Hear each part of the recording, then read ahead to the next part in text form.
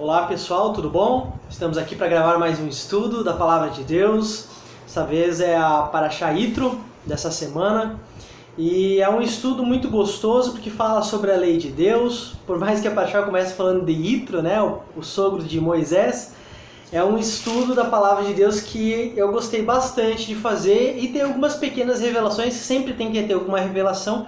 E espero que você tenha estudado ali dos textos que eu deixo aí na descrição do vídeo, para você poder acompanhar melhor esse estudo, tá ok? Vamos iniciar, abra suas Bíblias aí também, em Êxodo capítulo 18, vamos estudar até Êxodo capítulo 20 e também Isaías capítulo 6 até o capítulo 7, verso 6 e também Isaías 9, verso 6 e 7. E começando então aqui em Êxodo 18, nós vemos que Jetro, o sogro de Moisés, vai ao encontro de Moisés, né, lá no deserto onde ele estava. E aqui no início fala então dos filhos de Moisés, o nome deles. Um se chamava Gerson, que significava fui peregrino em terra estrangeira, no verso 3, aqui está dizendo isso, né? E o outro Eliezer, que quer dizer o Deus de meu pai foi a minha ajuda e me livrou da espada de Faraó. Então Jetro foi com Moisés lá no deserto e no encontro que ele teve com Moisés, então Moisés fala de todas as maravilhas, tudo o que Deus fez, né? Primeiro teve um encontro, um quis saber como é que o outro estava, se estava bem, é mais ou menos eu chegar na casa dos meus pais, ou da minha sogra, e chegar, oi, como é que você tá, minha sogra querida? Você tá bem? E ela perguntar a mesma coisa, isso depois de muito tempo longe, né? Ele estava ali já há bastante tempo longe da sua família. Então, Jetro, como um homem zeloso também, a gente vai entender que ele foi um homem justo, né? Ele era um homem justo, e ele também se preocupava então com Moisés. Então, ali no verso 8 é o que eu falei agora há pouco, Moisés conta a seu sogro tudo o que o Senhor havia feito a Faraó e aos egípcios por amor de Israel e todo o trabalho que passaram no Egito e como o Senhor os livrara, né? E no verso 9, então, aqui mostra eu acredito, né? Esse é o meu ponto de vista, talvez você pode não concordar, mas eu vejo a conversão de Jetro em aceitar o Deus verdadeiro, ao Senhor dos exércitos, ao Eterno, né? Alegrou-se Jetro de todo o bem que o Senhor fizera a Israel, livrando da mão dos egípcios, e disse: bendito seja o Senhor que vos livrou da mão dos egípcios e da mão de Faraó. Agora sei que o Senhor é maior que todos os deuses, porque livrou este povo de debaixo da mão dos egípcios, quando agiram arrogantemente contra o povo. E aqui eu posso mostrar uma pequena comparação a uma pessoa que se converte agora, ouve de Deus hoje pela primeira vez, né? E com todas as suas crenças, tudo aquilo que ela acredita, a bagagem que ela vem trazendo de todas as culturas, tradições que ela tem, então ela passa a crer nesse Deus, mas mesmo assim ela ainda carrega esse vamos colocar como um ranço, né? Uma coisa, uma carga que ela ainda traz, porque ele fala aqui que agora ele sabe que o Deus de Israel é maior do que todos os outros deuses, ou seja, ele ainda acreditava que existiam outros deuses, que de fato só existe um Deus, e este é o Senhor, como diz lá em Deuteronômio 6, no verso 4, né? E no dia seguinte, então, Moisés ele organiza o povo ele vai ao encontro de Moisés fica assentado à frente do povo, e o povo todo de pé olhando para Moisés e esperando Moisés chamar para julgar o povo e para ensinar a palavra, como diz aqui no verso 16, para que ele declarasse os estatutos de Deus e suas leis. As leis ali, os mandamentos das tábuas ainda não tinham sido dados, nós vamos estudar elas hoje, mas aqui já Moisés já estava passando os estatutos e as leis de Deus para todo o povo, né? Só que estava passando de uma forma um por um, né? Ou dois por dois, as pessoas que estavam ali, que queriam uma solução para o caso delas, então ele estava passando. E Jetro, o sogro de Moisés, viu que isso não era uma coisa muito fácil de se cumprir, uma tarefa muito pesada para uma pessoa só. Pensa, 3 milhões de pessoas num deserto, né, sem leis e tendo que aprender um por um. Quanto tempo Moisés precisaria para ensinar todo esse povo de uma forma que teria que viver certa, né? Então, Jetro, ele percebe que Moisés estava com um fardo muito pesado, uma carga muito pesada, que o povo não ia ficar satisfeito desta forma, né? Ia ficar nervoso, brabo, né? E então o sogro de Moisés, aqui a partir do verso 17, ele diz: não é bom o que você está fazendo. No verso 18, sem dúvida vai desfalecer, ou seja, tu vai se acabar sozinho fazendo assim. Tanto tu como este povo que está contigo, pois isto é pesado demais para ti, tu só não podes fazer. Ouve, pois, as minhas palavras, eu te aconselharei. Deus seja contigo. Representa o povo perante Deus, leva as suas causas a Deus. E aqui, como ele era um sacerdote de Midian, ele tinha um conhecimento de cuidado com o povo que ele era sacerdote. Por mais que ele não era um sacerdote do Deus vivo de Israel, ele tinha um controle de liderança de povo. E quando ele viu Moisés liderando o povo daquela forma, ele falou: não, peraí, não é assim, Moisés, deixa que eu vou te ensinar como uma forma mais suave de fazer o mesmo serviço. E eu tenho certeza que Deus vai ser contigo, porque se ele livrou vocês lá do Egito, da forma que você me contou, ele vai ser contigo nisso também, Moisés. E aqui ele continua então no verso 20: ensina-lhes os estatutos e as leis, e faz-lhes saber o caminho em que devem andar e a obra que devem fazer. Procura dentre o povo homens capazes, tementes a Deus, homens de verdade, que aborreçam a avareza. Põe-nos sobre eles por chefe de 1000, de 100, de 50 e de 10. Homens que aborreçam a avareza, homens que não se agradem de suborno, de coisas ilícitas, que sejam justos, que sejam corretos, honestos, pessoas íntegras, que não se deixam se corromper por esse é meu amigo, vou julgar a favor dele, né? que julguem certo. Então aqui Jetro, né, o sogro de Moisés, ele dá esse conselho para Moisés e fala: olha, você pega o povo, ensina a todos, né, pega aqueles que você já tem maior confiança, que sabe que vão ser pessoas que já tem uma instrução, né, das leis de Deus. Então pega eles para ser cabeça, para ser o chefe desses grupos. Aí faz um grupo de 1000 pessoas, outro grupo de 500, outro grupo de 100, outro grupo de 10. Então a cada 10 grupos de 10 tinha um, né, cuidando de 100. E assim foi fazendo, né, os grupos crescendo. Como eu tenho aqui no livro do Rabino Marcelo Guimarães, ele faz essa alusão, ele coloca ali os grupos, como é que eles eram, ó.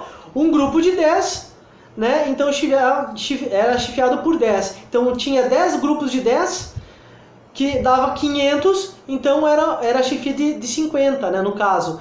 Daí tinha 50 com um grupo de 100, que era a chefia de 100, e depois na de 100 era a chefia de 1000, então era feito dessa forma, o cuidado, o zelo para com o povo. Então era feito líderes, e esses líderes, eles cuidavam do povo, né? E as causas mais graves, lógico, chegavam até Moisés, mas as pequenas causas, então o povo começou a julgar ali mesmo, e isso fazia com que poupasse tempo, o povo ficou mais leve, a carga ficou mais leve, tanto para o povo quanto Moisés, e foi um conselho maravilhoso de liderança, um exemplo que nós podemos ter na nossa igreja.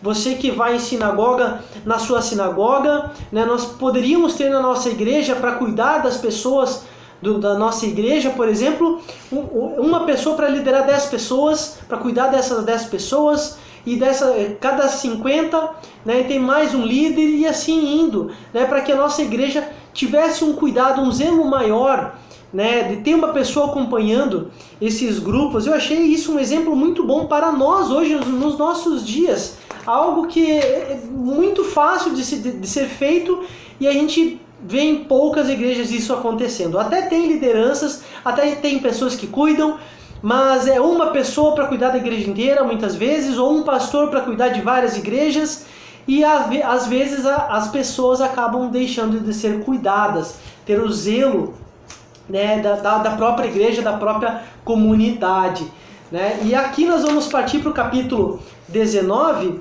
que diz algo muito interessante, que fala aqui referente o 3, o número 3.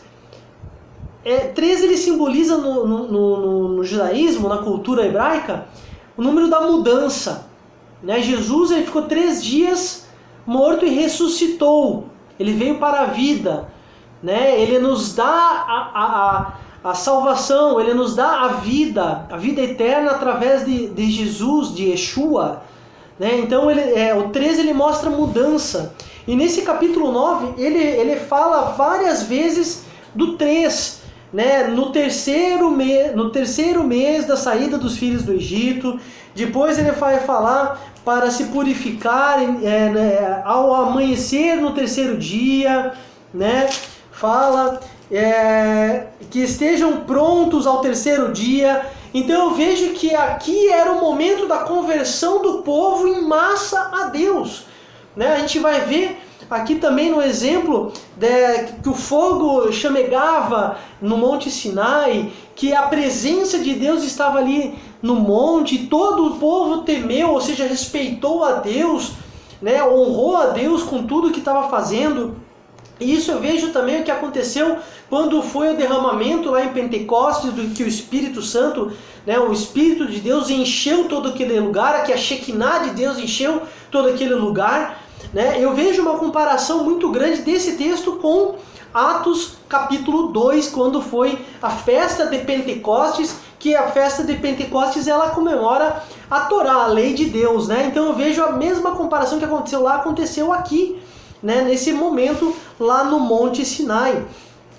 E aqui no verso 3, quando Moisés sobe então ao monte, Deus chama e ele diz: agora, pois, se diligente ouvirdes a minha voz e guardardes a minha aliança, então sereis a minha propriedade peculiar dentre todos os povos, porque toda a terra é minha.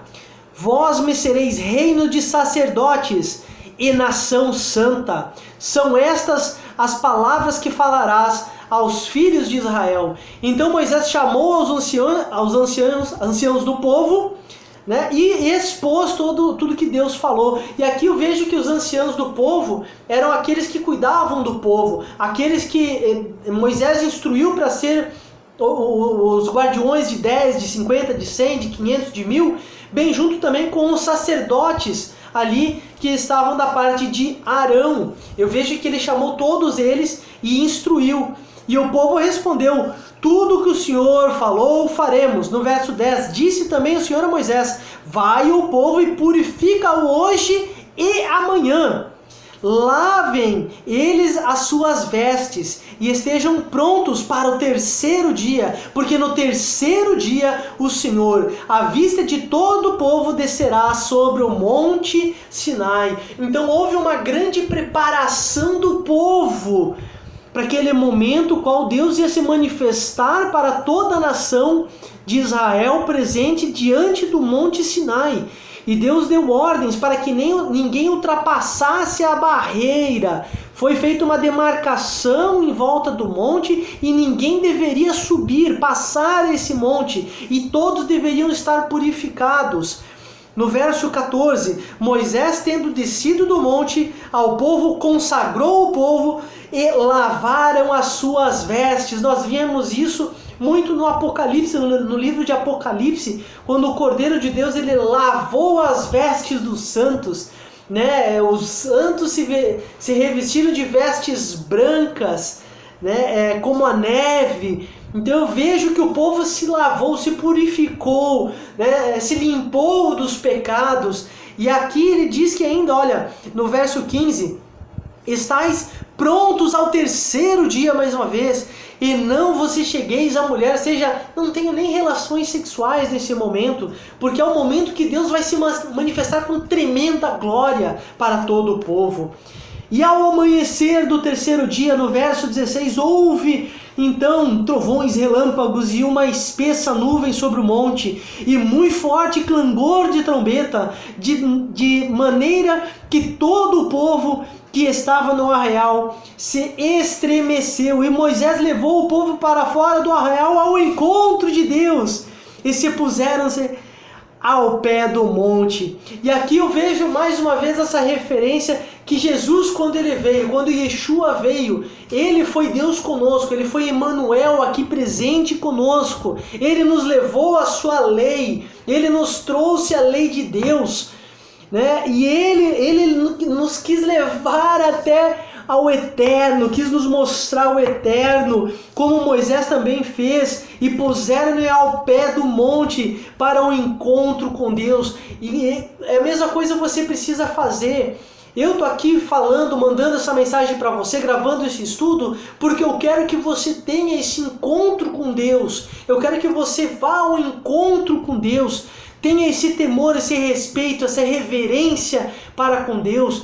Eu quero que você veja os trovões, os relâmpagos, o clangor, o canto do shofar. Eu quero que você ouça as trombetas de Deus, para que você também tenha esse temor dentro de ti. E então o que acontece? No capítulo 20 acontece os mandamentos de Deus.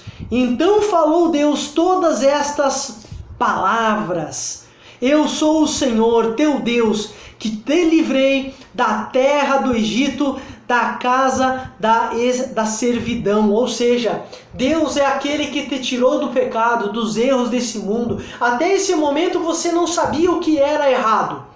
Você tem uma noção do que é certo e errado perante o que a sociedade apresenta. Mas no momento que você aceita servir Deus, aceita o Senhor como teu Senhor, o Eterno como seu único Deus e Pai, então você passa a querer conhecer a vontade de Deus. Da mesma forma que Jetro, ele se converteu, mas ainda tinha seus conceitos de cultura, você também precisa aprender a largar, a deixar essas culturas, a deixar o que você aprendeu de tradições, exatamente, doutrinas, ensino de pessoas, ensino de pessoas, de homens. Você tem que conhecer o que a palavra de Deus ela nos quer trazer. E a palavra de Deus ela nos traz então aqui nesse momento, na presença de Deus no Monte Sinai, né, os mandamentos de Deus, que é um resumo de toda a lei. E eu não vou ler todos os mandamentos como está escrito aqui no texto, eu vou pegar o resumo que o Rabino Marcelo fez aqui na página 107 do livro de Shemot, que diz assim, né, o primeiro mandamento: eu sou o Senhor teu Deus. No segundo mandamento: não existirá para ti outros deuses. No terceiro: não tomarás o nome do Senhor teu Deus em vão. O quarto mandamento: lembra do dia de sábado. Quinto: honra teu pai e tua mãe, como se fosse também para sustentar o teu pai e tua mãe, para cuidar, ter zelo, carinho, respeito para com eles. Sexto mandamento: não matarás. Sétimo: não adulterarás. Não quebrar aliança também com Deus, nesse mandamento quer dizer. O oitavo mandamento: não furtarás. O nono mandamento: não dirás falso testemunho. O 10º mandamento: não cobiçarás as coisas do próximo, nada. E aqui dá para fazer, se você quiser, fica de dever de casa para você, esse estudo que eu quero que você faça. Ligue o primeiro mandamento com o sexto, o segundo com o sétimo, o terceiro com o oitavo, o quarto com o nono e o quinto mandamento com o 10º. Você vai ver que é um estudo maravilhoso que você pode fazer também em cima disso. Você vai aprender muito do que Deus quer falar contigo unindo esses mandamentos. E aqui o Rabino, ele faz um texto que esse texto eu preciso ler para todos, porque eu achei maravilhoso esse texto, é uma revelação muito grande que eu gostei demais. O resumo dos 10 mandamentos é santidade. O primeiro mandamento fala da santidade de Deus. O segundo, da santidade a Deus. O terceiro, da santidade do seu nome. O quarto, da santidade do seu dia, o Shabat, o sábado. O quinto, da santidade na família. O sexto, da santidade para com a vida. O sétimo, da santidade no casamento. O oitavo, da santidade da prosperidade. O nono, da santidade ao próximo. O décimo, da santidade interior. Do primeiro ao quarto mandamento temos os deveres para com Deus, e do quinto ao décimo temos os deveres para com o próximo. E aqui quando ele fala também dessa parte do 10º mandamento, que é a santidade interior, eu me lembro das palavras que Deus nos dá através do profeta Jeremias e também no livro de Hebreus. Quando isso nós já falamos muito, não vou repetir muito, mas quando Deus firmará nova aliança com o seu povo e inscreverá a sua lei no seu coração e na sua mente, colocará o desejo de cumprir os mandamentos de Deus, como nós vimos no estudo da semana passada, ele colocará a lei no meio dos olhos, nas suas mãos e na sua boca, para que fique gravada na sua mente, no seu agir e no seu falar, na sua vida, no seu dia a dia. A lei de Deus é para isso. E me lembra também um texto lá no livro de Atos dos Apóstolos, capítulo 15, um estudo que eu fiz junto com um amigo meu. Hoje mesmo, antes de gravar esse estudo, a gente conversou sobre isso, o Concílio de Jerusalém, que diz lá nos versos 19, 20 e 21, que posteriormente foi resumido nos versos 28 e 29 de Atos capítulo 15. Eu só vou ler esses 3 primeiros versos que eu falei, do verso 19 ao 21, e vou dizer o que eu quero dizer das leis de Deus, e vou ler mais um texto em Mateus capítulo 23. Aqui diz assim em Atos capítulo 15, verso 19: Pelo que julgo eu, não devemos perturbar aqueles que dentre os gentios se convertem a Deus, como Jetro se converteu, como eu quero que você aceite ao Eterno como teu Deus, único Deus e Senhor.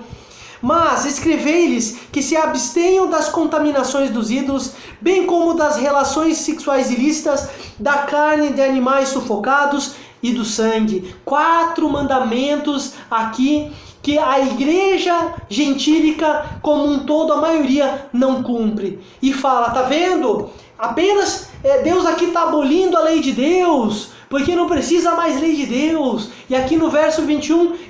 desmascara toda essa falácia, todo esse dizer errado, porque no verso 21 diz, olha só, porque Moisés tem em cada cidade, desde os tempos antigos, desde a época que Moisés fez a lei de Deus, para apresentar para o povo, os que pregam nas sinagogas, onde é lido todos os Shabats, todos os sábados, semanalmente é estudado, é ensinado ao povo. Todos que querem aprender mais de Deus, conhecer, aceitar a vontade de Deus, aceita ir no Shabat aprender sobre os mandamentos de Deus. E aqui em Mateus 23, agora eu vou falar palavras do nosso Senhor Jesus Cristo, o nosso Messias Yeshua, que diz assim no verso 1, Então falou Jesus às multidões e aos seus discípulos, capítulo 23, Na cadeira de Moisés se assentam os escribas e fariseus, ou seja, todo escriba e fariseu tem autoridade para ir à frente, ler a Torá, ler o que Moisés ensinou, deixou escrito e sabe explicar, dizer, falar. E aqui no verso 3 diz o que? Fazei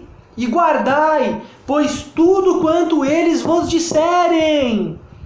Porém, não os imiteis nas suas obras, porque dizem e não fazem. E na continuação do texto vai falar que eles colocavam cargas pesadas sobre o povo. E eu quero que você saia fora dessas cargas pesadas. Eu quero que você abandone essas tradições. Eu quero que você abandone essas culturas. Eu quero que você abandone todas as doutrinas que foram criadas por homens. E como que você vai abandonar tudo isso?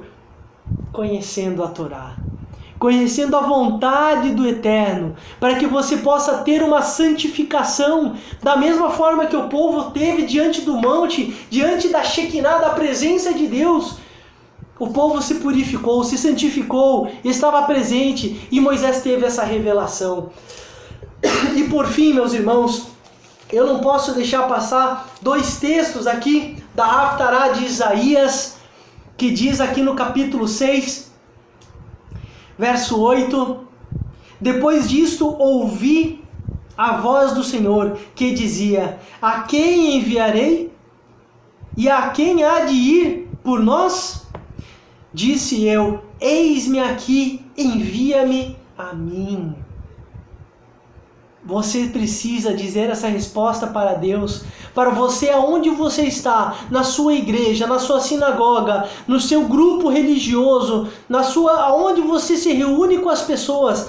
Você tem que dizer: Senhor, eu estou aqui, eu quero ensinar a Torá para as pessoas, eu quero ensinar essa verdade que estou aprendendo hoje, eu quero aprender o que Deus quer para nós, eu quero mostrar para as pessoas aquilo que eu tenho conhecido através dos escritos de Moisés, através da Haftará que eu estou lendo aqui para você de Isaías. Espero que você leia inteiro, esse capítulo é maravilhoso. E, por fim, eu não posso deixar de falar de um texto que fala de Jesus, que é lá em Isaías capítulo 9, o verso 6 e o verso 7, que diz: porque um menino nos nasceu, um filho se nos deu, o governo está sobre os seus ombros, e o seu nome será Maravilhoso Conselheiro, Deus Forte, Pai da Eternidade, Príncipe da Paz. Para que se aumente o seu governo e venha a paz sem fim sobre o trono de Davi e sobre o seu reino, para o estabelecer e o firmar mediante o juízo e a justiça desde agora para sempre. O zelo do Senhor dos Exércitos fará isto. Amém. Graças a Deus, louvado seja Deus por enviar o Messias Jesus, Yeshua. Ele veio para esse mundo, ele morreu na cruz do Calvário, ressuscitou ao 3º dia e fez essa mudança acontecer completa na vida de milhares de pessoas que o aceitam. E você também pode ter a vida mudada por Deus. E quando você aceitar esse Deus, que é o único Deus, que não existe outro Deus a quem orar, a quem clamar, você vai se prostrar a Ele e Ele vai te ensinar, Ele vai te moldar, e através da Torá você vai receber a presença de Deus na sua vida diariamente, e você vai ser moldado interiormente, e a sua conduta vai melhorar grandiosamente, o seu conhecimento mudará de muitas formas, e você saberá o que é pecado, o que é errado, o que agrada e o que desagrada a Deus. Como diz lá em Romanos, eu vou ler esse texto para finalizar, como diz em Romanos 3,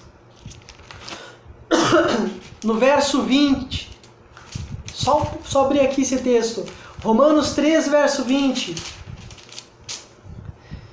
Visto que ninguém será justificado diante de Deus por obras da lei, em razão de que pela lei vem o pleno conhecimento do pecado. Você não vai ser salvo por guardar os mandamentos, mas é através dos mandamentos é que você sabe e tem pleno conhecimento do que é pecado. E o povo de Deus com Moisés, ele conheceu o que era pecado e o que desagradava ao Eterno. E espero que você tenha gostado desse estudo, que Deus te abençoe muito. Olha, um forte abraço para vocês e até o próximo estudo na próxima semana.